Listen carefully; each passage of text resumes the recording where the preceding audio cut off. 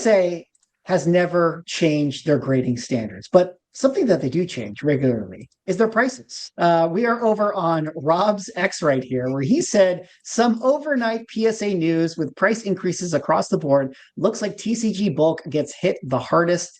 Hashtag the hobby. There we see the price increases for PSA. I would like to point out that this post from Rob got 1.2 million views on X. That's more views than Ken Golden's epic rant. So congratulations to you on this one. But Rob, why don't you kind of take us through the PSA pricing update? And maybe more importantly, you also had an interview with Ryan Hoge, president of Collectors.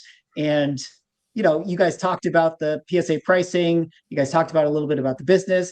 I thought the most entertaining thing, which you guys should absolutely watch the interview, but the most entertaining thing you guys are going to thank me is to just jump into that comment section. You're going to definitely love to see what people are saying. But maybe, Rob, you can talk about the uproar within the community. That is my most commented video ever. It broke the record on comments like within the first 10 hours. And I've been making videos for 5+ years. So that's pretty crazy. Not my most viewed video, but definitely the most commented on.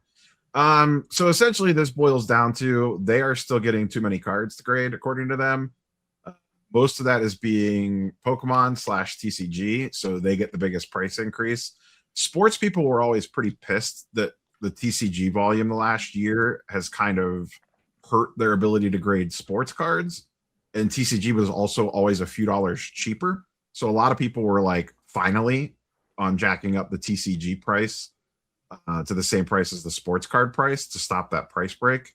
But if you believe them, essentially what this boils down to is PSA is getting 150,000 cards a day in the door, and they can only put out about 100,000 cards a day. And this is their 4th price increase in about 14 months. And it has not slowed down demand at all. There is, you pull up my Instagram, there is a fun chart that they shared. So, I mean, that's essentially the gist of it, is what it comes down to. They have a couple levers that they can pull to slow down incoming volume, and price is their easiest one to pull, and that's what they pulled. Regarding the comment section, I mean, the biggest outrage that, just other than things just being more expensive, is people's frustrations with their not scaling the business. And we did kind of talk about some of that in there. Like, we got into how long it takes them to train graders and things like that. And I would argue, I mean, you could say that they haven't scaled enough. That's fair. But you can't say they haven't scaled. Because if you look at like gem rate numbers, back in January of 25, they were grading like 130,000 cards or 1.3 million cards a month. And now they're grading 2 million cards a month. So almost 700,000 card per month increase over a year means that they have definitely scaled the business. They just haven't scaled it enough to keep up with demand. So, and all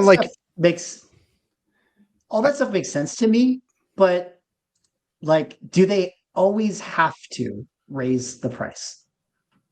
How else are you going to slow cards coming in? Would people rather have cheaper prices or longer turnaround times? Like, are people okay with longer turnaround times? So they increased turnaround times as well a couple of times. People want everything. I think we're all familiar with with the collector community. Like, that was like my thought was like, there was nothing that they could say that would be accepted. Like that, it's a lose-lose going out there. And I mean, because honestly, like I watched that interview, and like I agree with the stuff he says. Like, it makes sense. Like, we don't want to scale too fast. If we do, then you hire a bunch of people. Maybe it ends up being that things start dropping off soon after that, and now we've got a bunch of people we've got to let go, or a bunch of extra equipment we can't use. There's risks to scaling too fast, and they are a business. Their purpose is to ensure that they remain viable for long periods of time, not just meet the immediate like flash in the pan demands that pop up. And like, if I was them, I'd raise prices again. And I'm sure they're going to. If they've raised them 4 times in the last 14 months, it's coming. So if I was them, I'd be raising prices more and more until you get to that point. And if you reach a point where you need to drop prices, so be it. But yeah, like if you're bringing in 50% more cards than you can grade on a daily basis, like that's what most businesses do. You get too much business, you raise your prices to get your business back in line with what you can do. And I know people will hate hearing that, but like that's what it is. Like, I mean, I don't know. It's not. That's pretty standard business practice. Yeah. What do you think, Manu? I agree. No. I mean, I agree. I don't grade a ton. I grade very intentionally. I'm oftentimes saying that I really don't care if the prices go up. And there might come a point in time where I no longer say I don't care if the prices go up. I don't like, I'm not patient, so I don't like turnaround times to be really long. I generally grade at whatever some of the most expensive or expensive tiers are, and I'll pay for the expedition or whatever to expedite the grading process. But that is kind of interesting what you said, though, Swag. Like, do you have to raise prices to slow down the submissions? You could, I mean, theoretically, you could just lock up submissions like you did during the pandemic, right? Just be like, we're closed for a while. You could do that as well, because is there some like negativity that spreads with the price increase that you can shield yourself from by doing something else? But at the same time, like people in the chat have said, some bald guy said he was at a submission center and there's no slowdown of submissions, and I agree with that. Like people that want their cards graded, and you know, for whatever reason, they're still sending them in. From a business perspective, I understand why PSA raises prices. I understand the mechanism of it.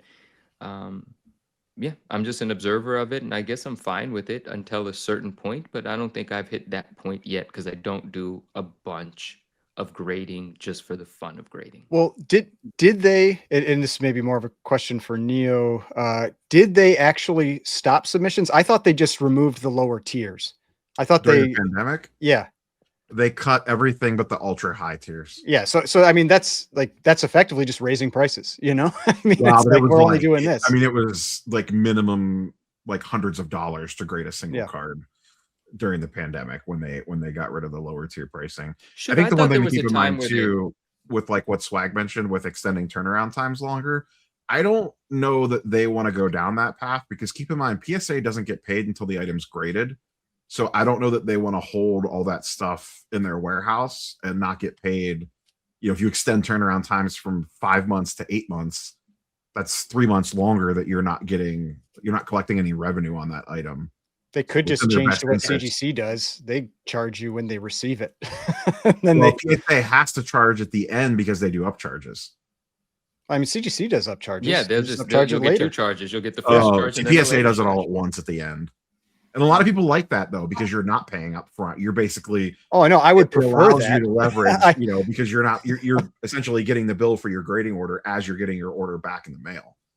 Yeah, no, I mean, that's it allows obviously you to- much like from a submitter side, I would prefer that, because then, especially if you have a really expensive item, like say it's on your credit card, you can sell it if you had to, like in that case, and like cover Yeah. your bill if you were in that type of situation. But I think it also helps keep pressure off, because imagine if you paid for all these orders up front and now they're still there 6 months later and you still haven't gotten them back yet.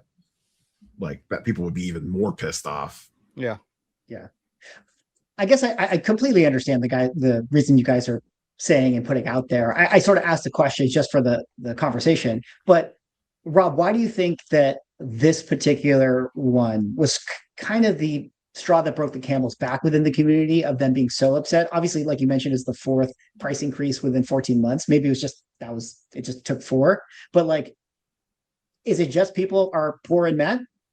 Or why was this one the one that I made think a people so large part of the backlash was this is the first time nobody knew. Usually what happens when they do these, they leak things out. Not, I shouldn't say leak. They essentially tell their group submitters like, hey, prices are going up a few days before, and give them time to like finish up the current orders and things that they're working on. And this time they did not do that, because the problem when they do that is as soon as they tell the group submitters, it immediately leaks to everybody else, because someone makes a post, someone tells somebody else, and then immediately, you know, us content creators are running to a microphone to make a video how PSA prices are increasing, and then everybody slams them with orders. And I'm the assuming they influencer's wanted fault. to avoid that. That's my takeaway. So dealers didn't have a heads up on this from what I've been able to piece together. So they were like literally, I heard from people that like were in the middle of entering orders like across a couple of days, and they woke up the next morning and all of a sudden their prices went up 30%. And they had to explain to their customers like, shit. So I saw some shops like eating the increase. I saw some going back to their customers for more money. Like, I think they got put in a little bit of a bind, and I think that pissed people off even more. And this is a pretty significant increase as well, and it hasn't been that long since the last one. I mean, they just increased prices in the I think it was October or November. So now here we are a couple of months later, and they're increasing them again. It's pretty close to the last one, yeah.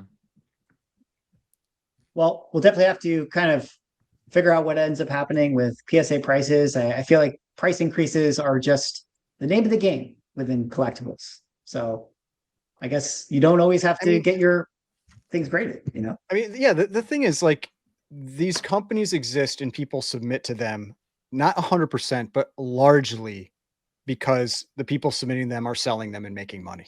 You know, it's like, if you can still make money at those prices, people keep submitting. So clearly people are still able to make money at those prices. So, I mean, until it gets to a point where it starts eating into where it's viable to actually send cards in, it's not going to have an impact. And that's why it's like, I don't know, is that $25? Is it $40? Like, I mean, at some point you've like a lot of that bulk junk that gets sent in.